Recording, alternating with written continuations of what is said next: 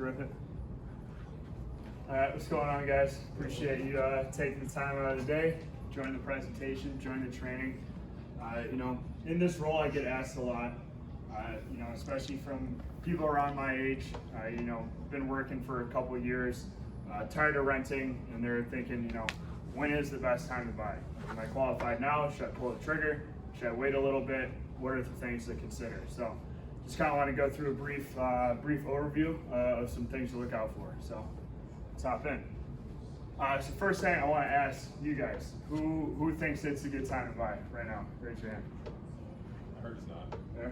Heard it's not? All right. What reasons have you been? I heard the market's messed up or something. Market's messed up?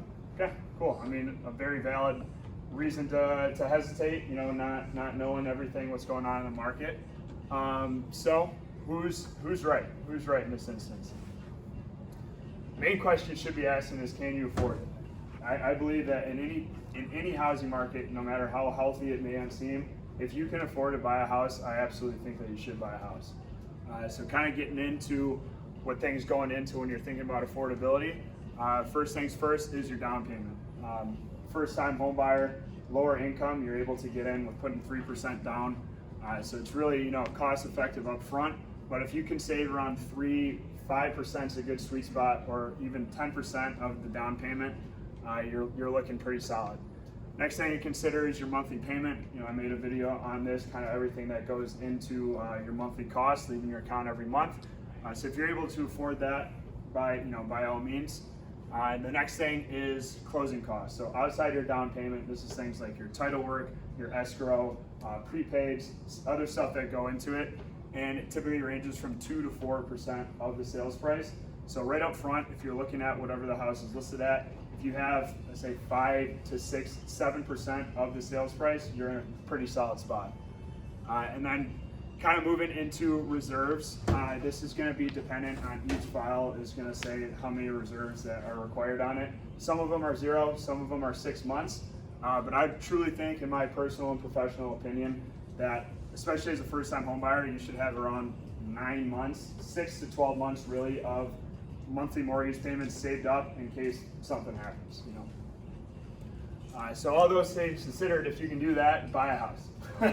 Truly buy a house. That's it. So I appreciate you guys coming out. I'm messing around. So on a serious note, to your point, the market. Yeah. Rates right now, it's been an absolutely chaotic year and a half. We saw industry lows in the 2% there for a while, but since then, rates doubled quicker than they ever have, and we've kind of been in this market lately where things are just kind of staying sideways, staying stagnant. A lot of that has to do with the current market, inflation. There's a bunch of bigger things that go into actual individual mortgage rates, depending on like the global economy, the U.S. economy, whatever it may be. But the good news is, or I should say the bad news is, it's going to be like this forever. So I got you guys again. But so when will it end though? People say, oh, it's going to end towards the end of the year, but I know exactly 6 months from today, mortgage rates are going to drop back down to 4%. Boom, got you guys again. No one knows. No one has a crystal ball, right? If I knew, I wouldn't be working here. You guys wouldn't even know who I was, because I'd be making so much money, time in the market with everything like that. But what we're seeing right now is typically around a 6.5 to a 6.75% interest rate. And I threw on the conforming loan limit on there right now, which is 726,200. Anything below that, you can get a conventional mortgage on. Anything above that, you kind of get into your jumbo space. So if you're in that range, 1, I commend you, congratulations for it. 2, hit me up, I'd love to talk. But to your point, the high rates. High rates are something that obviously at face value are something that you're going to be looking for. It's like, oh, it's kind of hesitant to put in, but don't worry.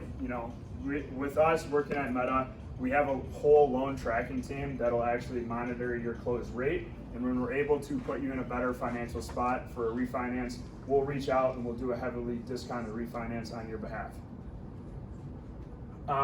So what happens to people who think that they still wait? Waiting is okay.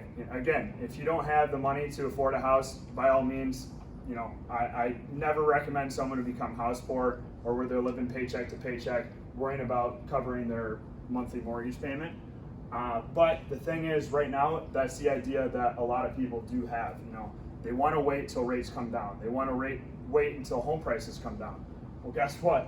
There's an opportunity right now because a lot of people are sitting on the sidelines. So you're able to, kind of get into the market when a lot of people are scared to. And if you want to go back to that. And to the point of when rates do fall, everyone who was on the sidelines is going to jump right back into the market.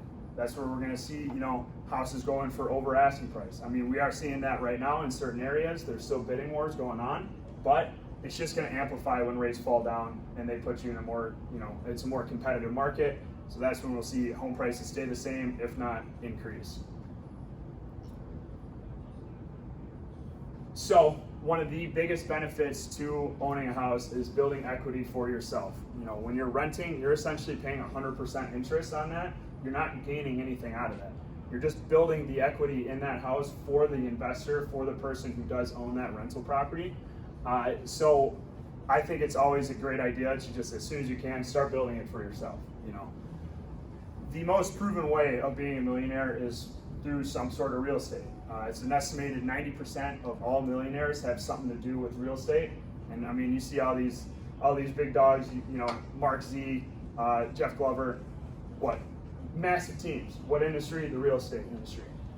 And to the point of building equity, when rates do fall, like I said, home prices go up or they stay the same. On average, your home increases in value about 2 to 4% per year. And so when rates fall, your house appreciates even more, building you even more equity in your house. By creating more equity in your house, you're able to be more financially flexible.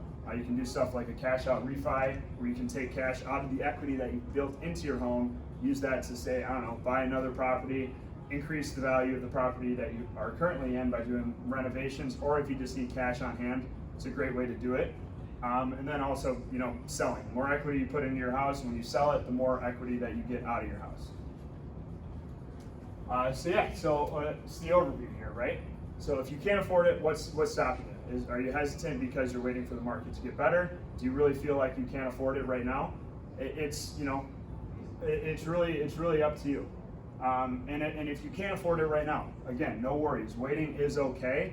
I just get hesitant when people want to wait for the market to shift because that competition comes back in and makes it even harder to buy a house.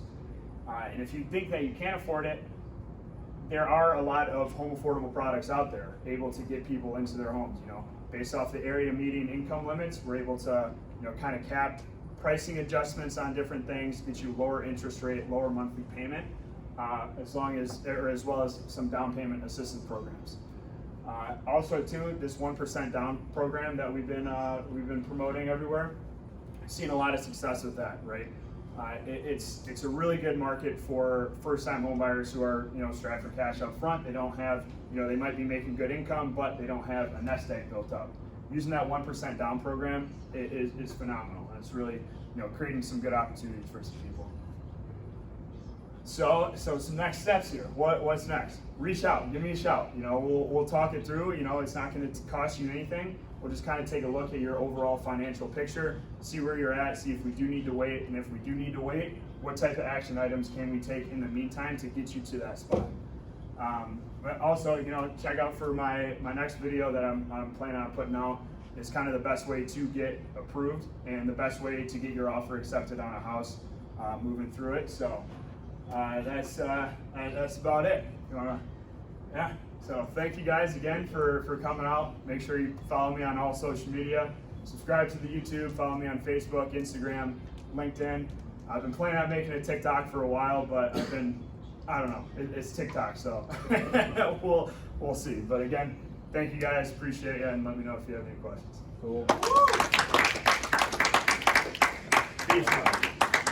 Thanks, guys. Cool.